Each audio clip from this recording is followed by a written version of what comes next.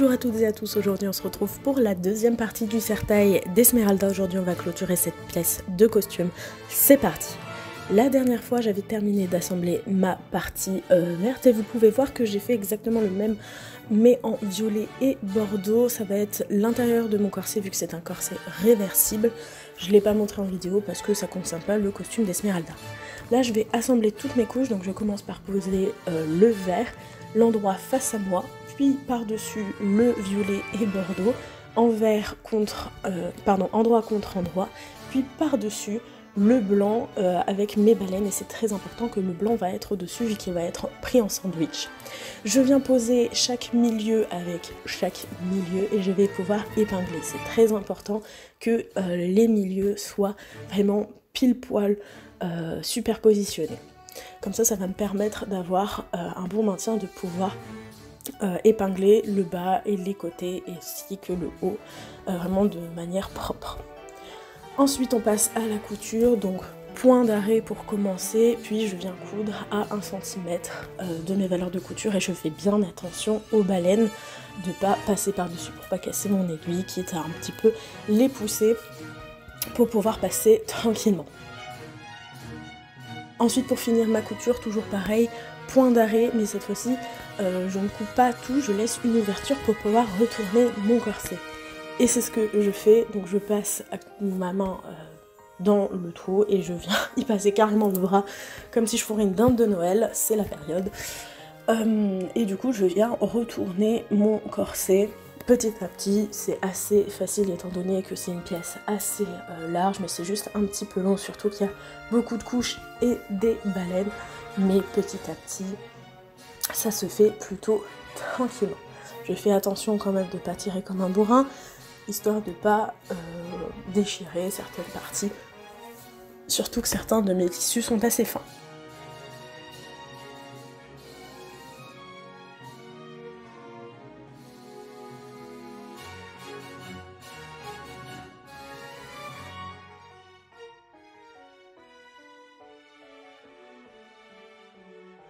Donc une fois que c'est fait, je vais bien superpositionner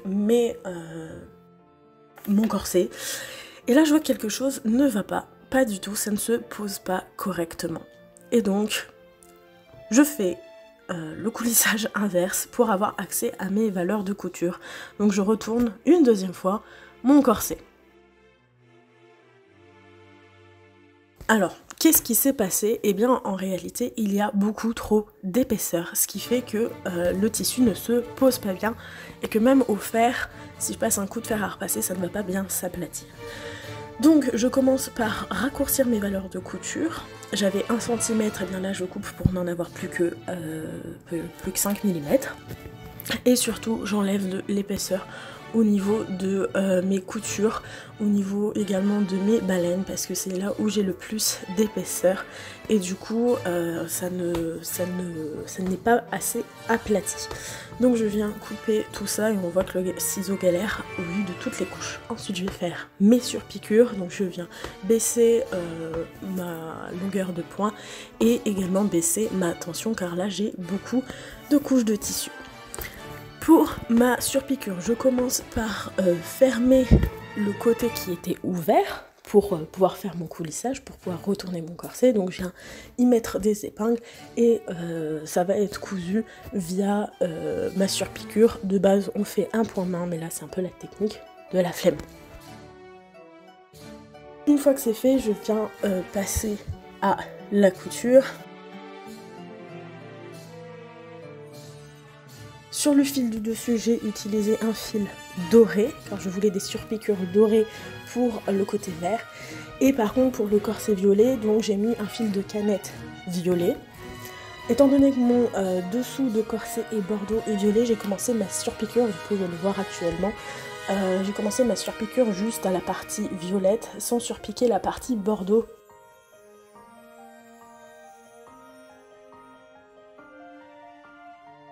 Je vais faire une surpiqûre en 2 fois, de base ça ne se fait pas, mais c'est un cas exceptionnel.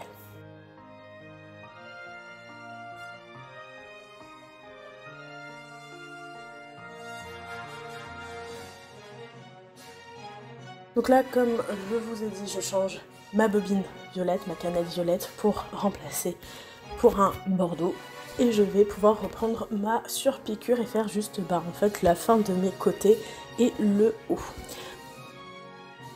Donc vous pouvez voir la magnifique surpiqûre dorée, c'est un peu compliqué de coudre avec du fil métallique, mais ça se fait. Et vous voyez les surpiqûres sur l'envers, du coup on ne voit pas la surpiqûre vu que c'est fait avec du violet et du rouge bordeaux.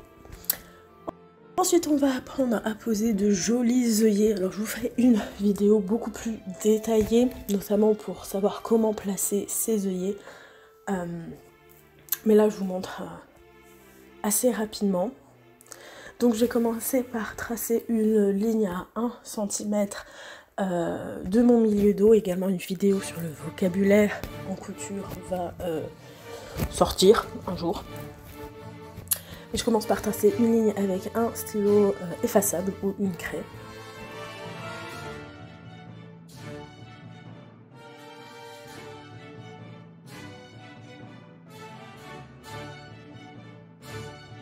Je viens définir mon écart entre mes différents œillets en prenant en compte la largeur de mes œillets qui faisait 1 cm.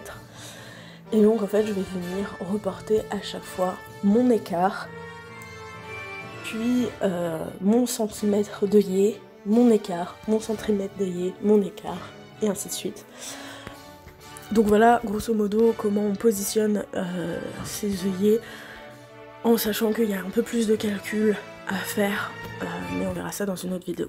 Ensuite, il faut trouver son corset pour pouvoir poser les œillets. Donc je commence avec un poinçon. Et donc là je traverse les différentes couches. Il est important de trouver et de d'écarter les fibres plutôt que d'y aller comme un bourrin et en fait de couper les différentes couches de tissu. On ne coupe jamais un tissu pour poser des œillets, on le trouve, c'est galère, mais c'est comme ça. Donc là je commence avec un poinçon qui de base est fait pour ça, mais mon poinçon est beaucoup trop petit pour mes œillets. Donc je vais venir agrandir le trou avec différents outils. Ici j'utilise un pic à brochette. Et on voit que je galère pas mal. Et vous allez galérer pas mal. Plus on a de couches en plus, plus c'est galère. Donc voilà, je le passe plusieurs fois.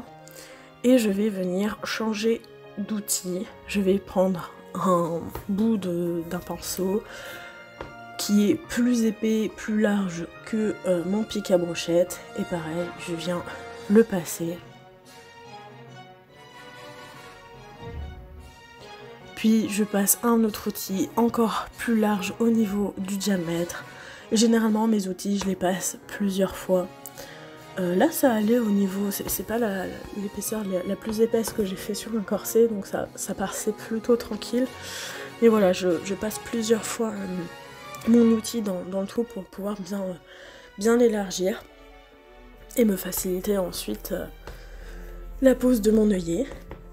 Et donc parfois on peut avoir 7-8 outils différents pour pouvoir progressivement agrandir le trou.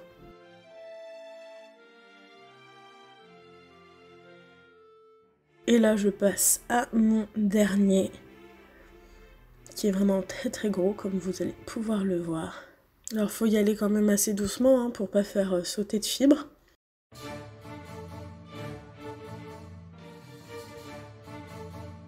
Ensuite je vais venir déposer la première partie de mon œillet dans le trou. Je viens bien le poser, il faut vraiment que l'œillet ressorte, que la partie métallique soit bien visible. Et vous allez pouvoir voir que je coupe quelques petites fibres qui ont bien dépassé. Bon, ça se fait pas trop, mais là il y avait beaucoup trop de fibres. Et en fait, comme mon œillet allait être fini d'être posé, ces fibres auraient dépassé de l'œillet et ça aurait été du coup visible.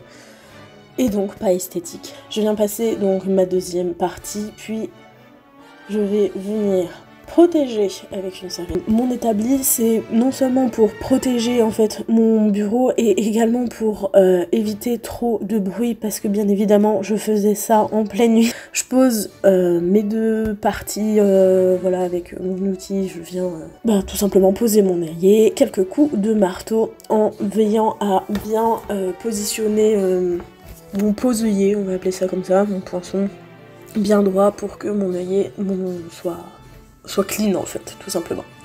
Et voilà, vous avez posé un œillet, vous n'avez plus qu'à répéter ça le nombre d'œillets que vous avez. Et donc voilà ce que ça donne. Alors les œillets doivent être face à face, là mon corset est juste mal mis. Puis je vais venir mettre le lacet, donc moi j'ai pris un ruban de satin. C'est pas l'idéal, mais trouver un ruban, un lacet vraiment rond, doré, c'est compliqué. Donc du coup, j'ai pris ça pour un corset d'apparat, ça fait le taf. Donc je viens enfiler mon ruban, donc une moitié de... Je viens faire que un côté. Et du coup, ça me représente la longueur d'une moitié dont je vais avoir besoin. Et puis je viens couper... pour avoir ma deuxième moitié. Et vous voyez que j'ai brûlé les deux extrémités afin que le ruban ne s'effiloche pas. Je vais pouvoir passer mon laçage, donc c'est comme un laçage de chaussures, donc je viens faire passer mon fil un œillet sur deux.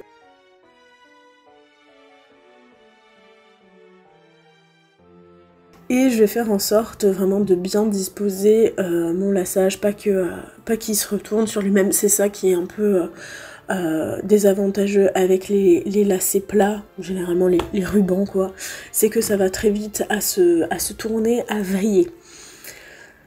Donc c'est un petit peu plus compliqué à mettre. C'est plus chiant en fait, tout simplement à lacer. Mais ça se fait assez tranquillement. Voilà ce que ça donne. Donc, voilà le résultat du corset. Alors on peut voir que j'ai mis en haut un petit ruban, petit galon, je vous mettrai le lien en barre d'infos avec des petits gling gling. Et cette partie est amovible. J'ai mis des petits boutons pression transparents. Je vous mettrai également le lien en barre d'infos. Et donc la deuxième partie est ici. Et j'en ai mis tout le long du corset pour bien que le galon suive la forme, la courbe de mon corset. Alors là on voit que ça suit pas la forme, mais une fois posé sur le corps, le galon vient se plaquer tout seul. Et voilà, en somme, il faut mettre à chaque fois qu'on a une courbe, on en met au milieu en haut de la courbe, et à chaque fois qu'on a un creux, on en met au plus bas du creux. Étant donné que c'est un corset réversible, je ne pouvais pas laisser ce galon tout le temps parce que si je veux mettre donc l'arrière, hop, je vais vous le montrer aussi. Tac. Si je le mets de cette manière-là, le galon va être contre ma peau et ça ne va pas du tout être agréable. Donc du coup, c'est pour ça que j'ai fait le galon amovible. Donc voilà, le deuxième côté. Bien évidemment, le type de galon, les décorations, c'est à votre bon vouloir. Moi, je veux donner à mon costume un aspect un peu plus oriental. Dans tous les cas, la base du corset sera la même. Donc, j'espère avoir pu vous aider pour le réaliser. Et on se retrouve bientôt pour la suite du costume.